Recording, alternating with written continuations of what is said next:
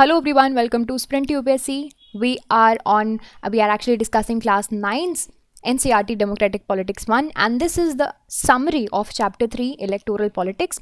तो Electoral Politics chapter 3 का ये summary session है. आपने अगर वो वीडियोस नहीं देखे हैं जो कि subsequent parts में divided हैं, हमने पूरा chapter डिटेल में स्टडी किया है, वो आप पहले वो वीडियोस पहले जाके देखिए, फिर ये समरी देखिए, so that it will be easier for you to revise all of this that we have discussed in this entire chapter. So इस चैप्टर में है इलेक्शंस क्यों होते हैं और what is our system of election, हमारे यहाँ कैसा प्रोसीजर है और हमारे यहाँ का सिस्टम जो है Indian election system, how it is democratic.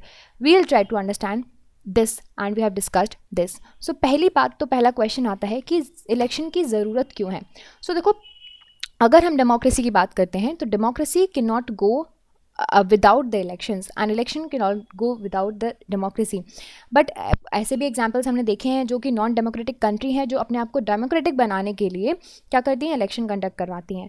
But that is not true, but that is not actually the exact thing that we are going to imply here. हमारे कहने का मतलब है कि इलेक्शन डेमोक्रेटिक तरीके से होने चाहिए और डेमोक्रेसी में इलेक्शंस होने चाहिए. अब now the question is why do we need elections. So देखो, डेमोक्रेसी का मतलब होता है रूल बाय पीपल.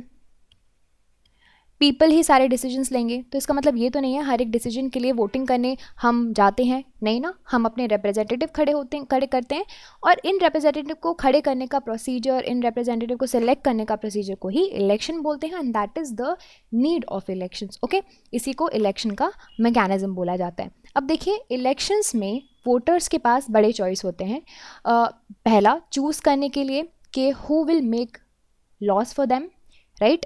ऑल्सो ये चूज़ करने के लिए कि कौन गवर्नमेंट बनाएगा और कौन मेजर डिसीजन लेगा, और ये चूज़ करेंगे कि पार्टी लेने की क्या पार्टी है और किस पार्टी की जो गाइडलाइंस हैं और उनकी पॉलिसीज़ है जो गवर्नमेंट रूल करेगी. Now what makes an election democratic. So कुछ मिनिमम कंडीशंस हैं डेमोक्रेटिक इलेक्शंस के लिए. पहला, हर एक के पास राइट होना चाहिए वोटिंग का, 1 person 1 vote 1 value. Second, people should have choices. लोगों के पास चॉइसेस होने चाहिए, यानी कि there should be different choices, यानी कि पॉलिटिकल पार्टीज़ हो, कैंडिडेट्स हों, सबके बीच में. थर्ड वन इज़ ये जो चॉइस है वो रेगुलर इंटरवल्स में हो. ऐसा नहीं है कि एक बार 1970 में इलेक्शन हो गया तो अब तक इलेक्शन ही नहीं हो रहा है. इसीलिए हमारा सिस्टम में हर 5 साल में इलेक्शन होते हैं. Fourth, candidate preferred by the people should get elected, यानी कि जो भी मेजॉरिटी लोगों की होगी, मेजॉरिटी डिसीजन होगा, वही कैंडिडेट को इलेक्ट होना चाहिए. Also election should be conducted in a free and fair manner. Elections free and fair manner में होने चाहिए. अगर नहीं हुए तो फिर वो इलेक्शन डेमोक्रेटिक नहीं होते हैं. These are the simple conditions for democratic elections. Now हमने देखा कि इलेक्शंस में होता है political competition. So now the question is कि क्या पॉलिटिकल कंपटीशन सही है. सो देखो, पहली बात तो पॉलिटिकल कंपटीशन फैक्शनिज्म क्रिएट करता है, डिसयूनिटी क्रिएट करता है. बट हमने देखा था कि लाइक बहुत से केसेस में पार्टी पॉलिटिक्स भी चलती है, डर्टी पॉलिटिक्स भी चलती है, प्रेशराइज भी किया जाता है लोगों को वोट लेने के लिए. But at the end of the day it is important, but ये ज़रूरी नहीं है, क्योंकि बहुत से पॉलिटिकल लीडर्स जो होते हैं, देखिए, वो अपने पॉलिटिकल करियर के लिए मोटिवेटेड रहते हैं. पॉलिटिकल करियर उनका तभी अच्छा बनेगा जब सपोज़ 5 साल के लिए कोई कैंडिडेट आया, अगर उसने अच्छे अपने प्रोमिसेस फुलफ़िल किए तो इंसान, यानी कि नॉर्मल जनता, उसको फिर से इलेक्ट कर देगी, री इलेक्ट कर देगी, है ना.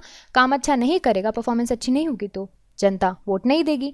तो अगर एक व्यक्ति को पॉलिटिकल पर्पस से या फिर पॉलिटिकल करियर के पर्पस से आ रहा है तो they will have to wish and they will have to serve the people. Okay, now the other question is what is our system of election. हमारे यहाँ किस तरह का सिस्टम है.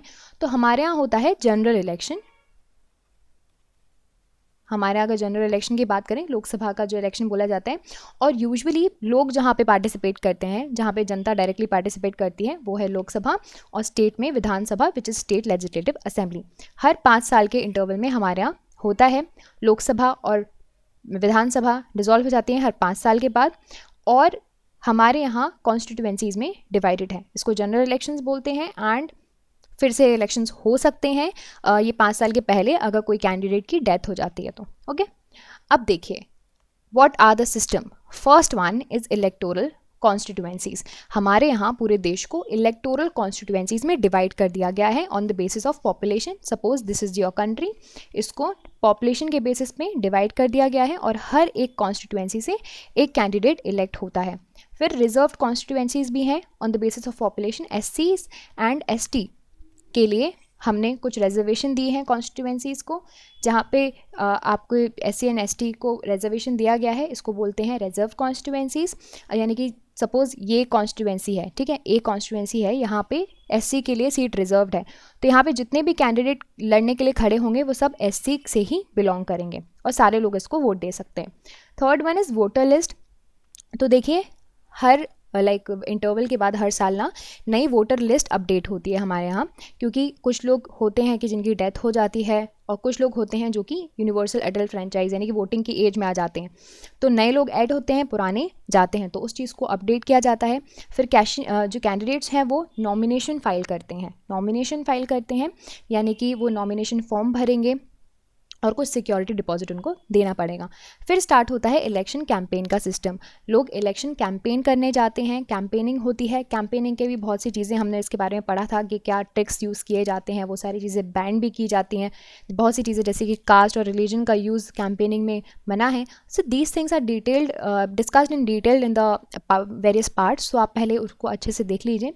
और क्या सिस्टम है, फिर जब इलेक्शन कैंपेन हो जाता है तो फिर पोलिंग होती है और वोट काउंट होते हैं, यानी कि आप वोट देने जाते हो अपने पोल सेंटर पे और फिर उसके बाद आपके जब आप वोट दे देते हो उसके बाद वोट काउंट्स होते हैं। काउंटिंग वोट्स के वक्त भी, यानी कि आपने देखा था कि पोलिंग के वक्त भी हर एक कैंडिडेट का एक व्यक्ति वहाँ पर रहेगा, रिप्रेजेंटेटिव रहेगा, और काउंटिंग के वक्त पे भी हर एक कैंडिडेट का व्यक्ति यहाँ पे रहेगा, in order to ensure that कि ये जो सिस्टम है वो फ्री एंड फेयर तरीके से हो रहा है।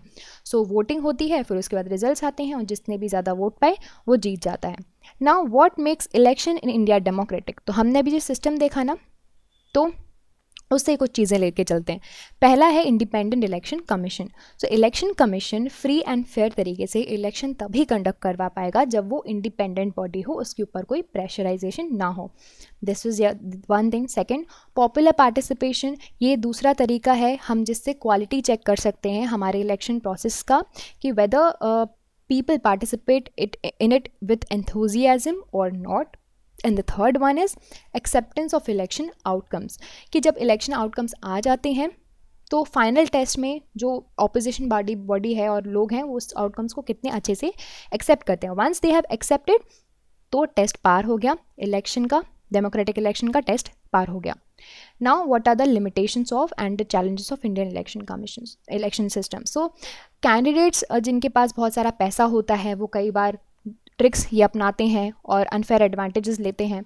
कुछ पार्टी है कुछ कैंडिडेट्स और पार्टीज़ होती हैं, पार्टी में कैंडिडेट्स होते हैं जहाँ पे क्रिमिनल चार्जेस होते हैं उनके अगेंस्ट, ठीक है, और तब भी उनको टिकट्स मिल जाती हैं बड़ी पार्टी में।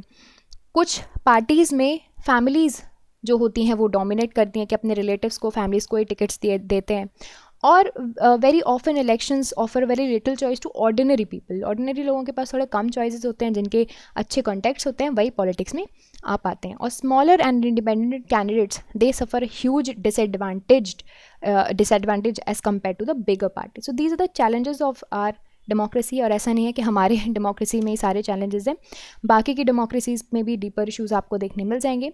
सो इसी के लिए हम हैं, सिटीजन्स हैं, सोशल एक्टिविटीज़ हैं, मीडिया है, ये सब हैं कि क्या करते हैं, ये पुश करते रहते हैं गवर्नमेंट को कि विद टाइम आप इलेक्टोरल रिफॉर्म्स लेकर आओ। सो यही था ये पूरे चैप्टर में। आई होप आपको ये समरी में समझ में आया हो, रिवाइज हो गया हो हमने अब तक क्या पढ़ा। So if you like this video you can subscribe to the YouTube channel for more videos and updates, and also you can download the Sprint UPSC app to practice book chapter and topic wise. Remember, just reading books और watching videos are not going to help you out unless you practice thoroughly. So identify your mistakes and work to improve your performance, and Sprint UPSC is a perfect app to do all of this. अगर आपको ये video पसंद आया हो तो हमारे YouTube channel को subscribe कीजिए, साथ ही साथ डाउनलोड कीजिए स्प्रिंट UPSC ऐप। यहाँ पर आप अपनी प्रैक्टिस कर सकते हैं books, chapter and topic wise. याद रखिए, सिर्फ बुक पढ़ने से और वीडियोस देखने से मदद नहीं मिलेगी जब तक आप अच्छे से प्रैक्टिस नहीं करोगे। सो हाँ, अपनी मिस्टेक्स को जानिए और परफॉर्मेंस को इम्प्रूव कीजिए, और स्प्रिंट UPSC इसके लिए परफेक्ट ऐप है। I will see you in the next chapter. Thank you so much.